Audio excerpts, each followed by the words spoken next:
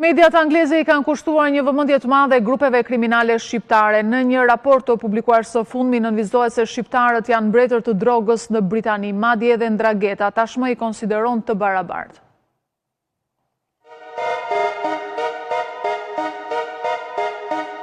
Agjencia Britanike kundër krimit ka renditur mafian shqiptare ndër më të fuqishmet në Mbretërinë e Bashkuar. Në raportin e publikuar në mediat prestigjioze si The Sun, The Guardian dhe The Observer, bandat shqiptare po marrin gjithnjë më shumë nën kontroll tregtinë e kokainës. Ata janë të sofistikuar, të zgjuar dhe gjithmonë të gatshëm të dërgojnë drogë nga portet e Europës në rrugët e Londrës. Një rrjet kriminal që tani është në krye të tregtisë në Mbretërinë e Bashkuar prej 5 miliard pound, shkruajnë mediat britanike. Një bandë shqiptare tregtarëve të drogës në rrugë është e njohur në vend për dhunën e saj dhe veçanërisht për shfaqjet në mediat sociale, duke paraqitur Ferrari, blloqe parash dhe ora Rolex për të ndihmuar në rritjen e reputacionit të saj dhe rekrutimin e të rinjve. Grupi Helbanian si përket tregtisë me pakicë të kokainës në një rrugë të Londrës, ata janë tregtarët dhe zbatuesit e mafjes shqiptare për të cilën Agjencia Kombëtare kundër krimit beson se është duke konsoliduar pushtetin brenda botës kriminale në Mbretërinë e Bashkuar, ku në rrugët e saj ka një treg total kokaine me vlerën e 5 miliard poundve. Po si ja kanë dalë shqiptarët për të kushtuar tregun e Britanisë së Madhe me kokainë. Për vite të tëra, importuesit ndërkombëtar të kokainës punonin veçmas nga tregtarët me shumicë dhe bandat e tyre. Struktura e çmimeve ndryshonte varësisht nga pastërtia e drogës, sa më e lartë cilësia aq më shumë kushtonte.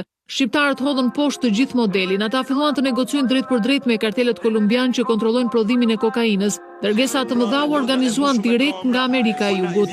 Ekspertët britanik zbuluan se shqiptarët siguronin kokainë nga kartelet për rreth 4.000 deri në 5.500 pound për kilogram. Në një kohë kur rivalët mendonin se po bënin marrëveshje të mira duke përdorur tregtarët me shumicë hollandeze, që e shisnin me 22.500 pound një kilogram. Shqiptarët ulën çmimin e kokainës dhe shtuan pastërtinë e saj. Dërgesa masive u sollën në Britaninë e Madhe. Tony Sagers, ish kreu I sektorit të drogës dhe inteligjencës në Agjencinë Kombëtare të Krimit, I cili ka kaluar 30 vjet duke analizuar ritmet e ekonomisë globale të narkotikëve, tha se efekti shqiptar ka ndikuar thellësisht në përdorimin, prodhimin dhe ekonominë e kokainës. Megjithatë, për modelin e shqiptarëve, për të punuar me të vërtet, kërkoi kontrolli porteve të Europës.